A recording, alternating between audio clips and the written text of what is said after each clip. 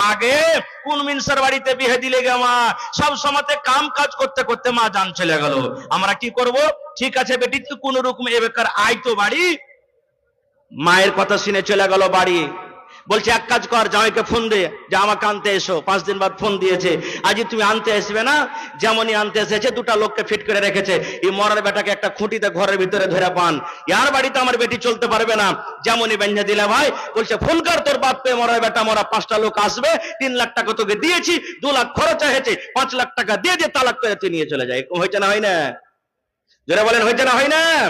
1 minute আর একটা কথা বলবো আপনাদের সামনে। এক বেটি ছেলে বিয়ে হয়ে শ্বশুর বাড়ি গেছে, ওখান থেকে এসেছে, মাকে বলছে মাকে আমি আমার স্বামীর ভাত খেতে পারবো না। বলছে কেন রে বেটি? বলছে ওর জ্বালা আর সইতে পারি না গো মা, আমি ওর কাছ থেকে তালাক নিয়ে নিবো, আর আমি ওর ভাত খাবো না।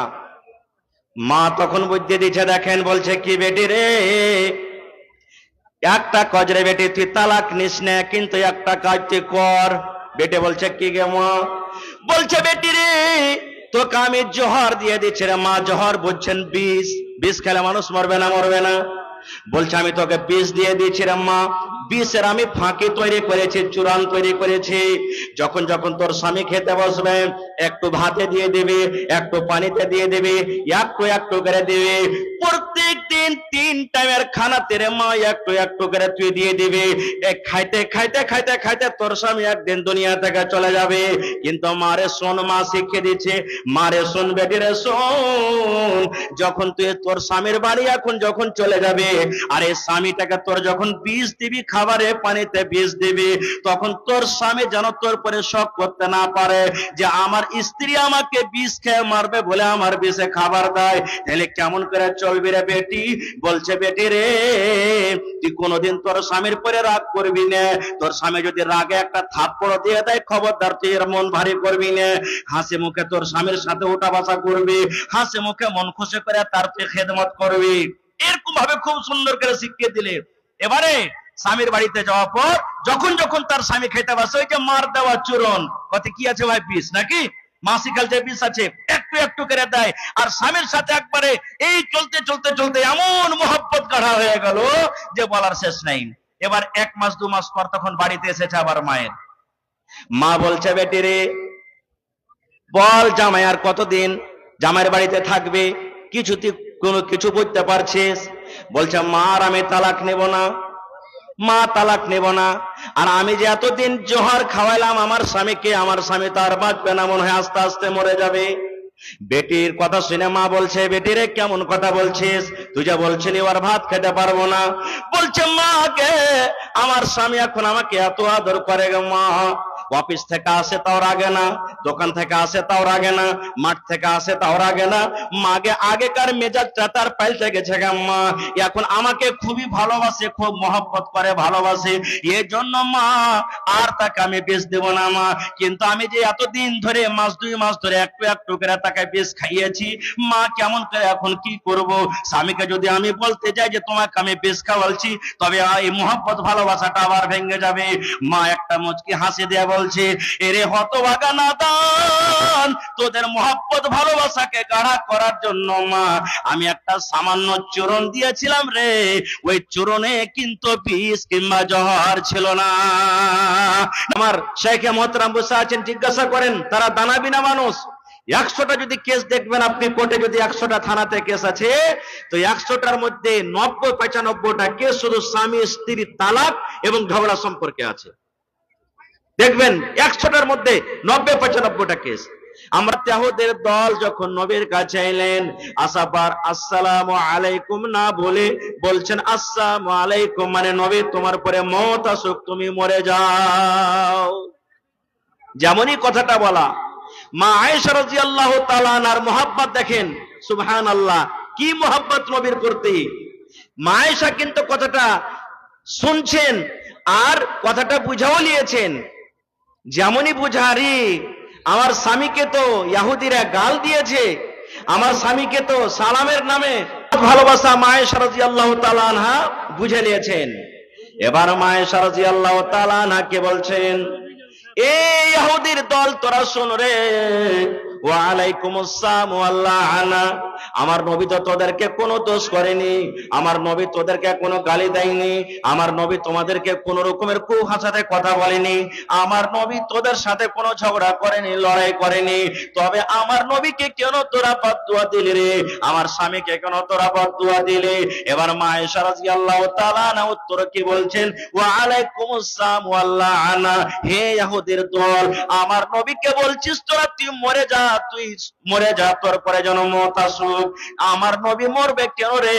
হে ইহুদির জামাত, তোদের পরে আল্লাহর মওত আসুক, তোরা মরে যা, তোরা মরে যা, তোদের পরে মওত আসুক, তোরা মর, এবং তোরা হালাক হয়ে যা, তোর পরে লানত বর্ষুক। দেখেন কেমন মুহাব্বত, কেমন ভালোবাসা, দেখেন আল্লাহুস সামাদ।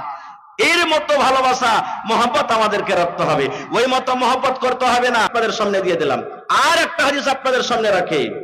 আল্লাহর নবীর বেটে নবীজির 4 জন মেয়ে ছিলেন। 4 জনের মধ্যে সব থেকে ছোট মেয়ের নাম ফাতেমা রাদিয়াল্লাহু তাআলা আনহা। নবীর ছোট বেটির নাম কি? নবীর ছোট বেটির নাম কি? ফাতেমা রাদিয়াল্লাহু তাআলা আনহা। এটা হলো কি? হযরত আলী রাদিয়াল্লাহু তাআলা আনহুর স্ত্রী।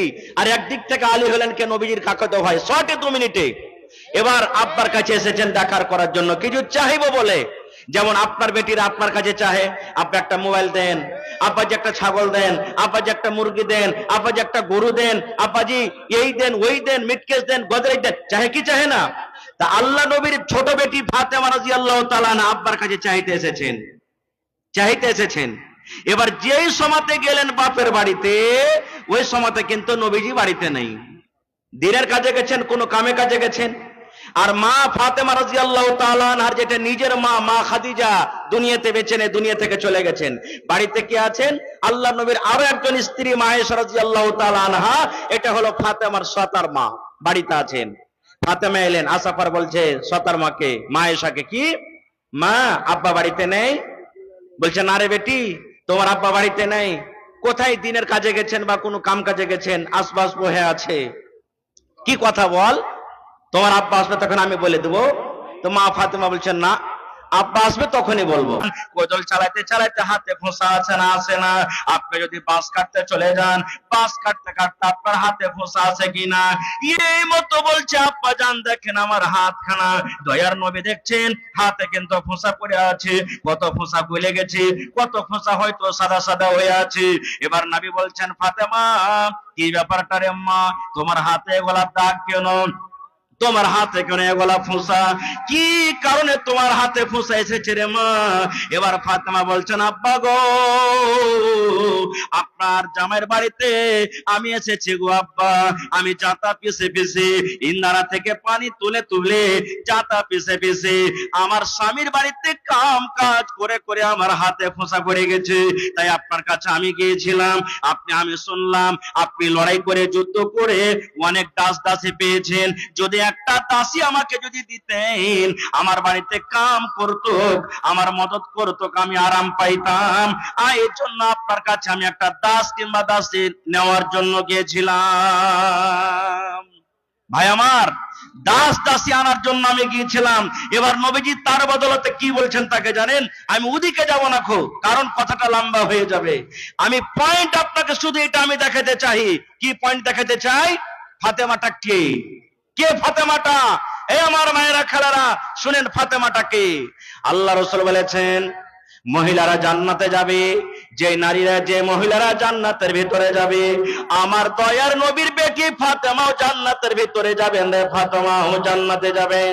কিন্তু শুধু ফাতেমা জান্নাতে যাবেন না, নবী আমার বলেছেন যত মহিলারা জান্নাতের ভিতরে যাবেন, যত নারীরা জান্নাতের ভিতরে যাবেন, সমস্ত নারীদের সরদারনি হবেন আমার বেটি ফাতেমা। এ ভাই, যে মহিলা জান্নাতের ভিতরে যাবেন, যে মহিলা জান্নাতের ভিতরে সমস্ত মহিলাদের সরদারনি হবেন, এরকম মহিলা স্বামীর বাড়িতে কাম কাজ করে হাতে ফোঁসা ফেলে দিতেন। ফাতেমাটাকে নবীজি 10 জন মানুষের নাম নিয়েছেন জান্নাতে যাবে। যাকে আশরায়ে মুবাশশারা বলা হয়েছে। এই আলী, এই উমর তুমি জান্নাতে যাবে, আবু বকর তুমি জান্নাতে যাবে, উসমান তুমি জান্নাতে যাবে, সাদ তুমি জান্নাতে যাবে, সাঈদ তুমি জান্নাতে যাবে। এই করে করে নবী বলেছেন আলী তুমি জান্নাতে যাবে রে। এ ভাই মুসলমান, দুনিয়াতে জান্নাতের সার্টিফিকেট পেয়েছেন, হযরত আলী জান্নাতের ভিতরে যাবেন, দুনিয়াতে খুশখবরি পেয়েছেন। এরকমই জান্নাতি লোকটার স্ত্রী হলেন কে? ফাতেমা রাদিয়াল্লাহু তাআলা আনহা, যে নিজের স্বামীর বাড়িতে কাম কাজ করে করে হাতে ফোঁচা ফেলে যেতেন। আহা হা হা। ইচ্ছা ছিল ভাই এ বিষয়ে নিয়ে আলোচনা করবো 1-2 ঘন্টা, কিন্তু সময় খুব কম। আল্লাহ হায়াত রাখেন, এ বিষয়ে নিয়ে আবার